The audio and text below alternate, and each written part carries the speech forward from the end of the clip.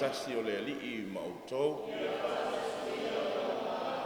O fualofa ma fatalofa i le paia o le nuu o le atua i lenei foʻi a sosā lua o le vaitausaga o le fagafulu a o le aso muamua o le masina o mati le o tatou faimalaga ma o tatou folau ai i le tatou faigamalaga paia ma le mamalu o se faafouga ia ao se talutalu ou o le soifua ia auā lo tatou faigamalaga e taunuu i nuu lelei ia faamamalu ai lenei vaitaimi tāua ma mafutaga ma le atua tatou te muamua foʻi na faatoʻese ma faamaulalo i luma o le atua e ona i tatou ona ou tatou sesē ma ou tatou vaivaiga e maua ai lou tatou malosi faaoloaga le atua tatou teaga ai ia auā e lenei talisuaga ma lenei faigatulaga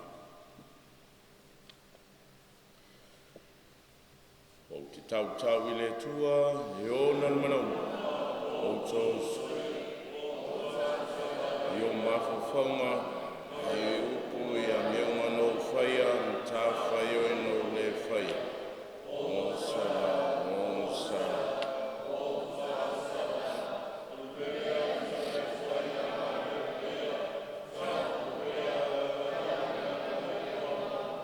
outou soe i outou tasi i o alofa mai ai tātou le tua le ona le mana uma ma whamangalo i tātou i tātou o sala ma tai i tātou le ola e whawau. Le ali e alofa mai, le ali e alofa mai, e riso e alofa mai, e riso e alofa mai, le ali e alofa mai, le ali e alofa mai. Ia tātou te tālu. Le tuaro mātou ta mā, ia fisoso ai mai nei o mātou whaalongo i lo walo, ia e whaamala malama i mātou ai lau upu i nei o mātou mawai le ala, i lo lava manuia. O la mātou te talo le ala atu ia kariso lo mātou ali, lo walo le se whampure whātasi ma oe, ma le angang pa ia, o le tua mo le whāwabau, lava āngu.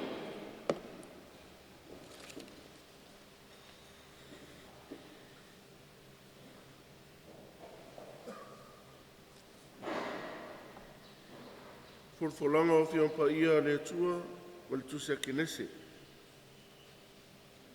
Ua le polo ai mai e ia, e se toa tasi ia mio leanga o ia.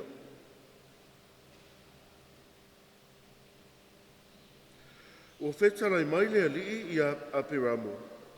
Ia tuua e oe o lo nuu, ma tangata o lo nuu, ma le a ingo o lo tamā, ai alu atu se nuu o te whaasino atu ai ia atu oe. O te whaia oe manu e tele, o te whaamanuia fōi i ate oe, o te matua whaamanuina lo ingoa, e manuia fōi oe. O te whaamanuia atu i ate i lātou, o e whaamanuia i ate oe. O te whaamala i atu fōi i ate i lātou, o e whetu i ate oe. E manuia fōi i ate oe, o a inga uma o le lalolangi. O nā alu ai leo apiramo, e whaapea no whetalai mai ai o le alii ia te ia. Na nāo fōi malota, nā alu atu apiramo nai karana, i lona tausanga e fitu ma fulu ma le lima. O le upu a le alii.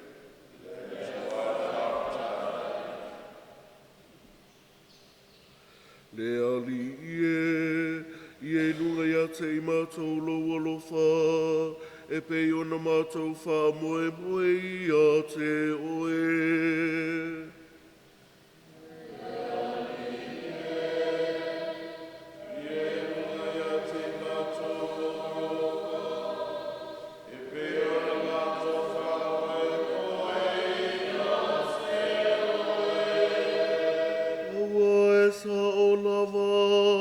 Leo fionga leo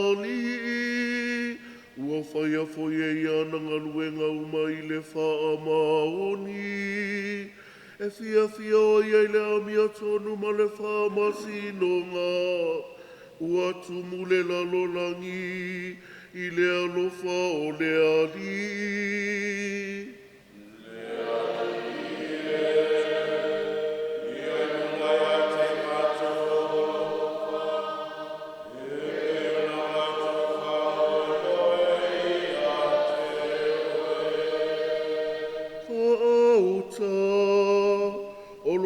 Sila le ali e matatau ia te ia. O e wha moe i lona alofa. Ina ia lawe ai a te ila tau ai le oti. Ina ia o lafo i la tau i le onge.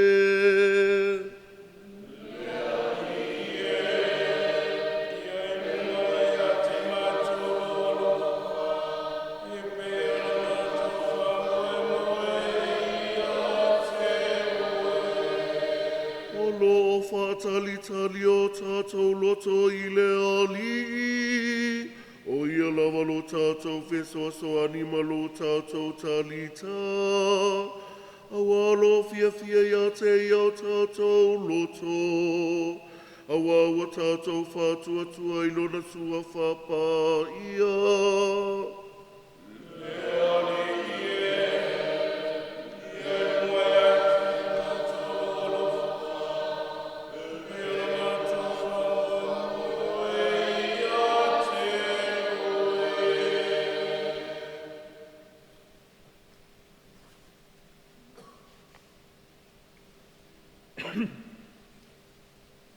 Folfolanga, mai le tusi o le lua Timoteo. O le na whaola mai a te tātou ma wala au mai i le wala au pa ia. O le nei, au e te mai le mori mau i lo tātou walii, po ona o au o lo ono tia o no ia, a ia ti ngā whātasi tātou ona o le tala le lei. E tūsa ma le mana o le tua, o le na whaola mai ai tātou, ma wala au mai i le wala au pa ia. E le tūsa ma tātou ngā luenga, a e tūsa ma lona lava fina ngalo, ma lona lava lo fatu noa. Na fwoi na mai ai tātou i a Keriso Iesu, talu mai le vavau. A ua whai loa mai nei i le whaalinga mai o lo tātou whaolo Iesu Keriso.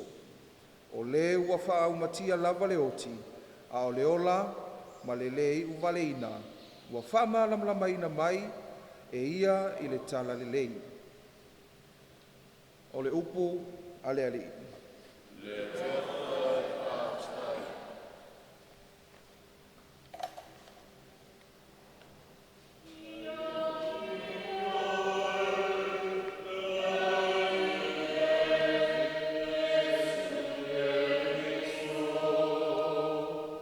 Si o fofonga mai le au a whapea mai, o lo watali pelelena, o te fia i a te ia, i o tau whaalongo i a te ia.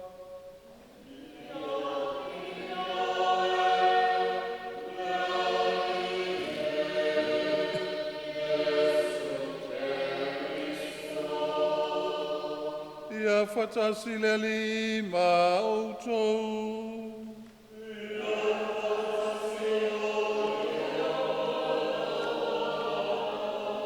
O le wholawhalaina o le tala le leia le li. Mai le vangalia pa ia mātai o.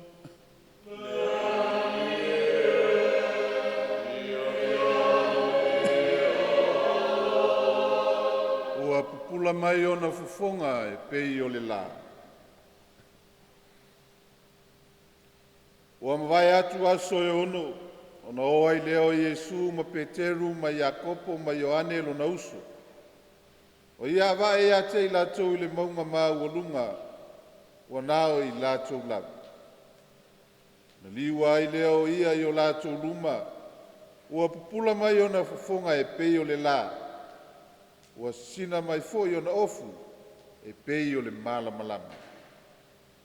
Whauta foi Whaali mai Mose ma Elia ia I lātou, wa lātou whetau tala ai mai. Na whai mai ai leo Peteru ia Yesu. Lea li ie, le leo na ua tātou I nei, a e whina ngalo ia I o te whaia I nei ni whale apitanga se tolu.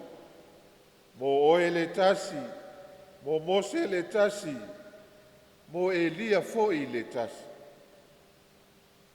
Whauta, o le ao pupula ua ufiti ai la tau au tautala ia. Whauta foi o le siu fofonga mai le ao o whape mai. O lo ua tali pele le na, o te fia fia I a te ia. I o tau whalongo I a te ia. O whalongo ai le au soo, na la tau whapa ufa o ai lea, o matua matita ulamu.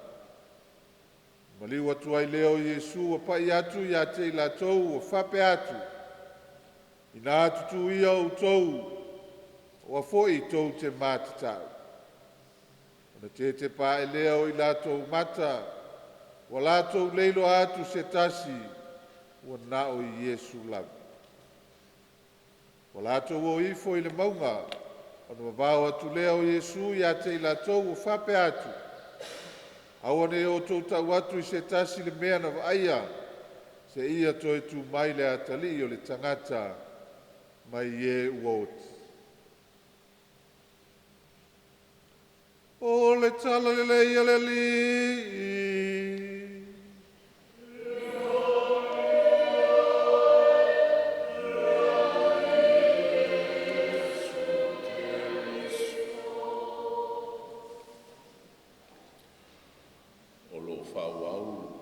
Whainga malanga le newa I tau sanga pa ia malma malu. O lo tātou o le whale me tau nuu I le nea sa rua o le wai tau sanga o le whanga fulu. Wai taime o whaafonga. A o le vangalia le nea sa mai vangalia mātaio whaamtala ai se mea mawae. Whaatepa ai e lo tātou ali nisi o lo nau so. I lunga le maunga. O le liliwina o fongo o Yesu. No malanga Yesu manise totolu, Iakopo Ioane Petelu, e oe te talo. Na taunu le lalo le awai maunga, ai fio na Yesu lunga o le tumutumu o le mapuepue. Ai se ana le oai, wai le yo le taime te tau wai I neo so, o na taunu I lunga o le tumutumu o le maunga. O na whapena lea, o na baaya ai e na uso, ia se mea mawae, na tupu, I na ua baaya, Yesu o le liu o na fonga ai o lo whailoa I matala noa, ma nisi o whenga ingutuai o perfeta sili o na tautau Elia Mose, o na whapena lea, o na sui le baainga o lunga o le maunga. Ai ina ua o le taimi ua fio ifo Yesu o le ala tu o ai whapea mai a pe te ruleri e ai ape a tātunu nofu te isi se I toi titi se I aini lo ua le lei ua mātanga o fie mātou te le o fie o ila loi tātunu nofu te isi le la mātou whaia whale apitanga mo oe leisi mo Elia leisi mo Mose leisi le ale fio ma le tua. Whetalai ngā alu tātou li, toi fo I la lo. Aua toi te ta ua, le vaenga o le toi tu. Ai fo I ngā lulue, matalai, malongolong, I le mea no tō wa ai ai. No le tua I o tātou malamalama, le nei vai tau sanga, sa vai taimi pa ia, sa vai taimi al whaafonga. Au nei vaenga tā ua e toi whamanatu mai ai tātou. O le maunga, o le whalesa, o le whale tapua, o le tātou lewa inga ma le whaupunga I tātou I Samoa. O le nufuanga I wheloa I aile tua malona nua o le nufuanga tatalo, o le nufuanga pa ia, e pati ai sakala meta e mese o le ukalistia, e liliu ai fonga, liliu ai le maunga, liliu ai o tātou fōringa, tātou te whaaratalata I le tua, ma tātou whaasoso I le tua. Ia awale, le tātou whainga malanga le nei lalo langi whawhanga whaatau mawhuri ai tātou. O le maunga lea na li wai whonga o le li i se vaenga e silo na matautia o se vābenga. Wai lātou. A tātou mawhawhau le nei vai tausanga tāua o le whangfuru, tolu ne vaenga tāua o le tatalo. Ia, malu tātou ana pongi, ma le whaalaina, whapea foi mga ruenga alofa. Ai o nei tau le lea, whengenga tua o mose. O le tautu i polo a inga le tua. O le nāfo i le vaenga o lo tau nongolongo ia i tātou. O lo tātou muli muli, ma whaavai ai lo soifua ma lo tātou wola. E tau sisi iai, e muli muli ta iai, a tātou tausi, ma tautu i polo a inga e se fulu a lo tātou atua, e manuia, ma leo leo, ma pa ia ai tātou. Tātou te whaala talata ai no tātou matai. O e ria, o ia fo se perofeta tāua. O lana ngā luenga, malana launga i le whengeng tuai o le salamu. Se tasi leo vaenga tāua o lo taulongolonga mwhaamnatu ia i tātou le newa i tausanga tāua o le whaanga fulu. Whaongar sakrameta ia o le kofesio, o le whaalelenga. E manui ai tātou e tātou te langona ai le māmau tātou tino e whaamalolo i nai foi o tātou mai. E a whai e tātou te toanga te talo o salamo ma wha lelei ma le atua, wha lelei ma lo uso a tangata, wha lelei ma lo a inga. Ina i o tātou maua lava le langona o le fia fia. O le fia fia lea o le vaitau sanga le whanga fulu, sa sa aika le sia ma wha mnianga. O whale apitanga ia, a o vi tuti tāua fo ia o lo soifoma lo tātou olo lo tātou whaimalanga ai. Tau longolongo ma wha maru si au, a tātou o i le atua i lungo le maunga, a tātou toa anga le sakala meta o le Eukaristia, maua le malosi, maua le wha maru si au, o le ale vai vai e maua le malosi, o ina o lo i ai le puna oa, o wha mnianga ia ma mea uma o lo tātou manatu iai. Le ale tala pe telu lo tātou ari le rie, se umatou le fia o ilalo. Ai apa a tātou nofu teisi. Ioe, o tua o le maua o lo iai, ia le matanga o fie o le mamalu le nao le tua. E le io le taime whaaria ia i tātou tua o le koluse. Se i longa tātou te o e ngalu lue matatalo, matalai le matanga o fie o le mamalu o le tua i lo tātou whatua tua. Na whapena lea, o na tātou tau nuu, i tu atu o le koluse o lo iai le mamalu o le tua malona pa ia anga. O lo tātou mōlanga to e fuataina, whaafou ai tātou, whaasusulu mai ai e le li o na fufonga, e whapena foi o na susulu atu i uso a tangata. E ala ia tātou, pe a tātou tautu whaalongo, matalia le upo le ali, tātou tali sua i le ngata i lana upo. A o tele o tōtonga i aivi tuti tāua le ono sai lo tō maulalo lo tō whamangalo, malu tātou tō anga te talo, tali tonu, ma whātua tua. O na whape nāle o le langona i ai tātou e pe o pe telu, le li e, wa ta fia mafuta pea ma oe, o le fia fo i la lo.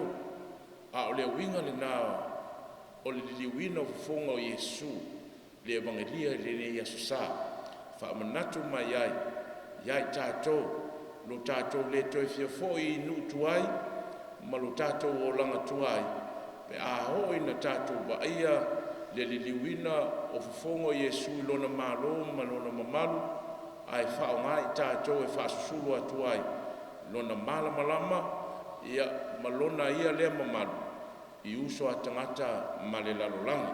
Alo whangia le tua, ia le nei aso sa, tātou whai malanga pea, ai wha moe e pe ona iai le salamo le nei tae au.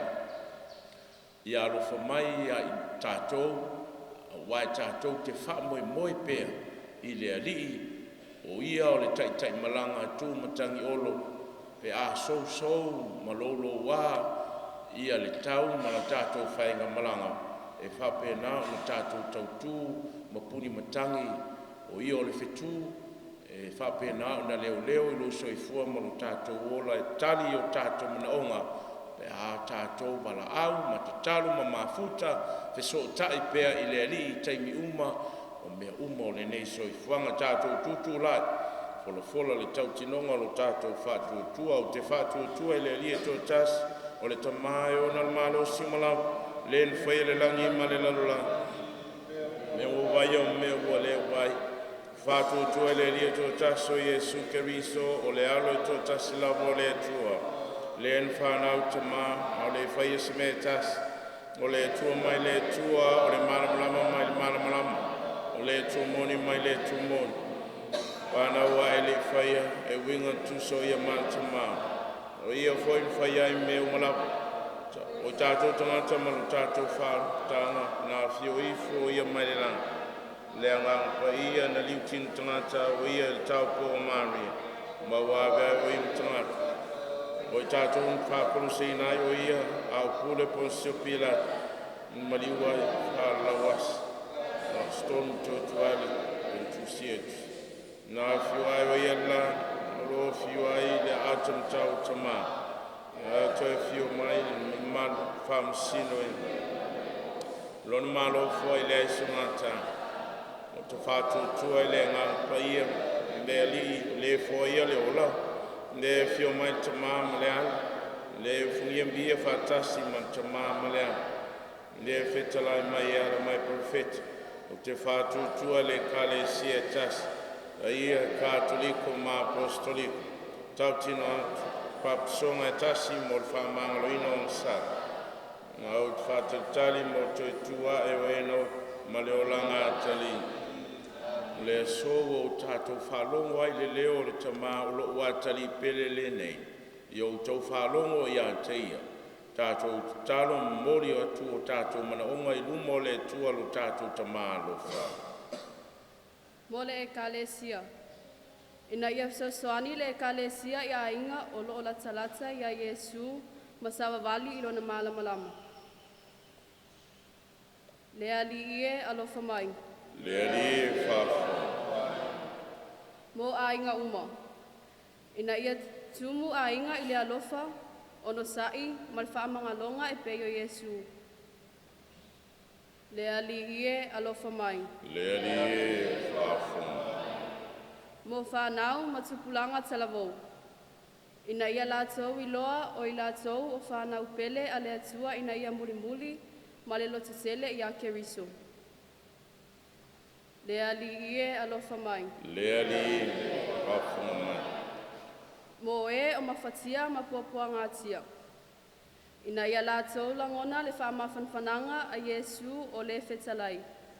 Aua tō te matasau. Le ali ie alofa mai. Le ali e fafa mai. Mo e ua maliliu. Ina ia lātou mafuta ma Keriso I lona mamalu I le langi. Le ali ie alofa mai. Le ali e a fonga I talo manaonga lonu mātou tu atu I o luma le atua e te tali manao ma e whafoisia ai o mātou tangata I e mātou whasulu atu malamalama o lau fio maloma malu I le lalolanga la mātou talo le ala tu lo lava suafa le whava vau lava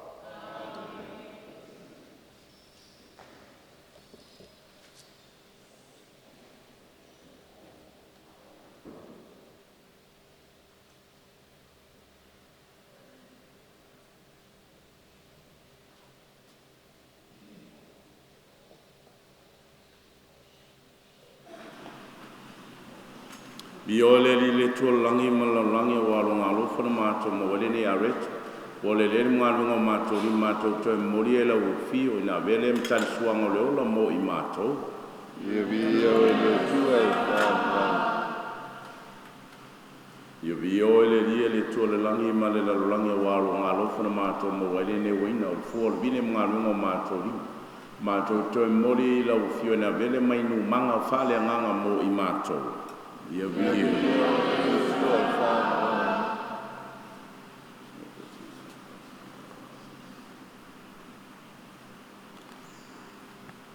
Lo le tua o tu tali lea la ni tau langa malau tō le tua te tamai o nan mana umoa. Ia talia le me tau langa maluni.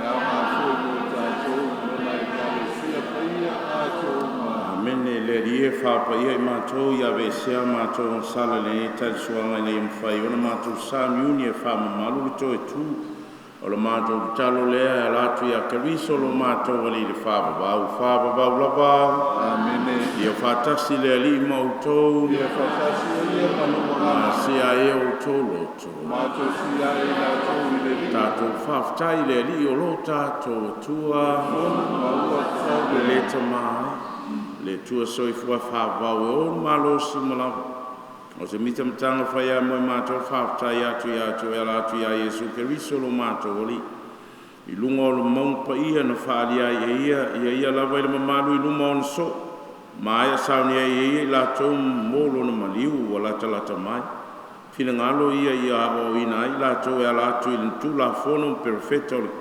o le Keriso o folfola ina sa tau tinga ina mua ona fatoa o tuai le I mamalu lon toitu lo mātou fia tu ma o mātou te whaale o ai I le rangi le pese a ngeru le rangi a o lātou pe pese ina lo vi inga e whau e pa ia pa ia le li le tua au o tumu le rangi o le vi inga I lea o ki tolu ia manu ia lea fio mai whafole o le vi inga I lea le aliewa e matua pa ia lava o le puna anga o pa ia uma au ina maino nganga e whapa I nei mea lofa ma nei tāu langa vea I lātou mo I mātou o le tino ma le toto o lo mātou ali o Iesu Keriso au le tui nātou I loto se oti na Italia I lona lava mariena tango ia le areto ma watu ia te oe whaaftai tofi e ia le areto ma watu e ia I lona usoma le whape atu I nā whetango fia iai o tō uma ma iai o lo tino le nei o le a fōi natu mō tō.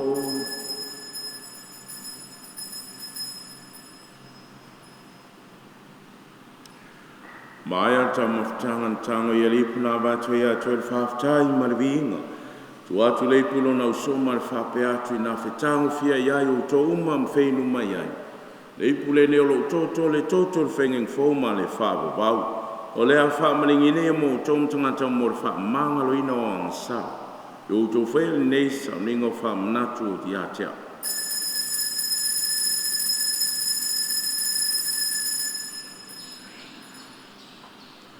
Misterio o le whaatuatua, lo muli whaamti ai no mātou o, lo te tua whaatai ai no mātou o.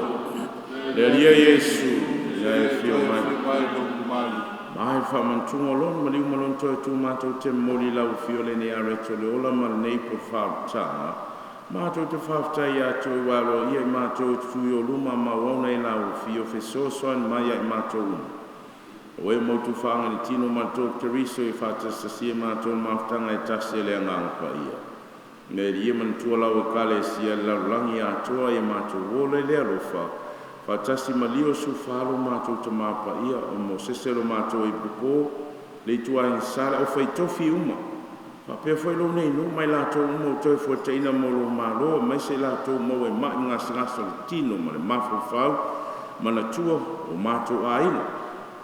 Se lātou hapele le mātou maftanga le neo langa o uso mātou whawhine o fo iatu lo lātou malo longa ma le whaamo e moe le toi tua. Le talia I lātou whaatasi matangata maari li umare mana malama o lawa fio. E alofu mai ai mātou malawa I mātou au ngā mātou te awai whaatasi lora whawa wama maaria. Le tinatau po o le tua Iosefo pa ia lana tani. Papela o apostolo malau pa ia uma. O e na whaatino ina alofi ngalo I tūpulanga uma. Mātou te fia vivim whane ne whaatasi mai lātou I lawa fio. E ratu lo walo Iesu Keriso. Leta mama mana e ona o ia whatasi mai e nā ia teia I le mawhutanga ma le anganga pa ia. O le viinga malma malu ato wai lau fio le whawabau lava. Amen. O loa inga no tātou li. Whaolo whamosali ai ana o pa ia tātou whatonga to ai ma le loto whatawa nau lo mātou ta mao le la. O ia losu. Io mai no malu.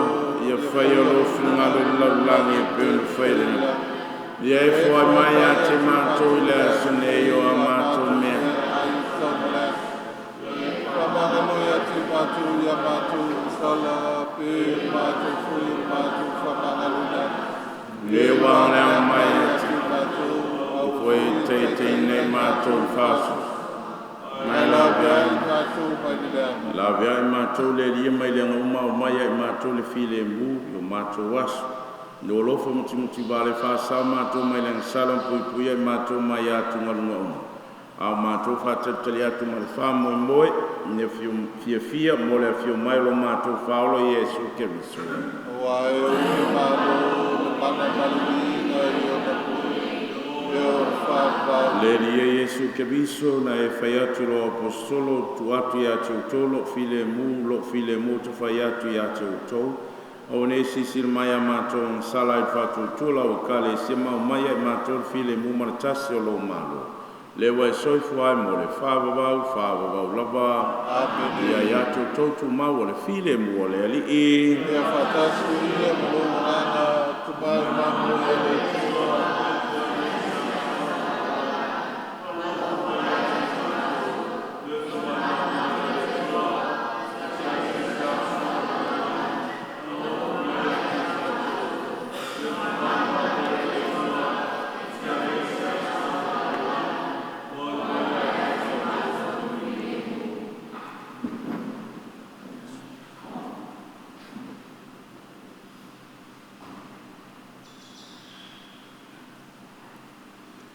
Auto Iesu Keriso le alo le tua le tamai mamue le tua le na te vai seang sala le la.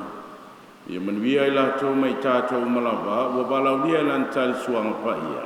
Mele ie o te lea mana e ufa mai lo whani. Ka wama lau te lenga i mano lo ai lo ame. Tino matotu Keriso mo tātou wala i le ola e whāwau. Amene.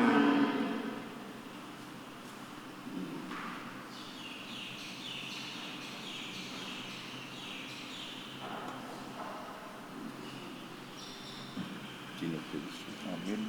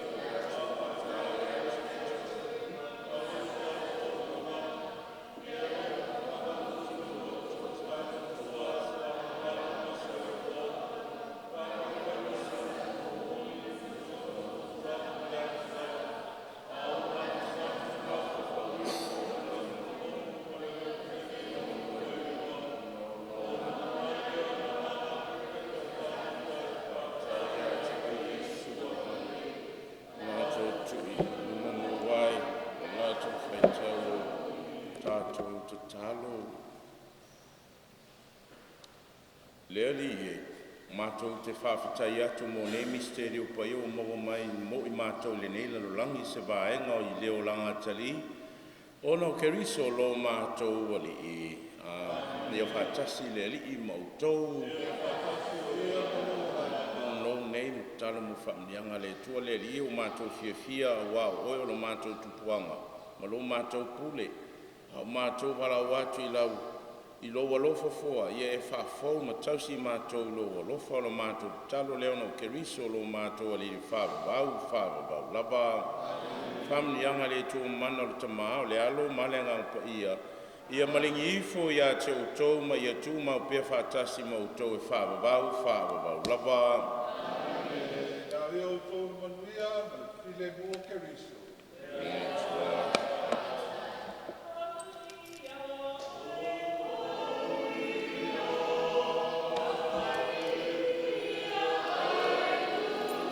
Oh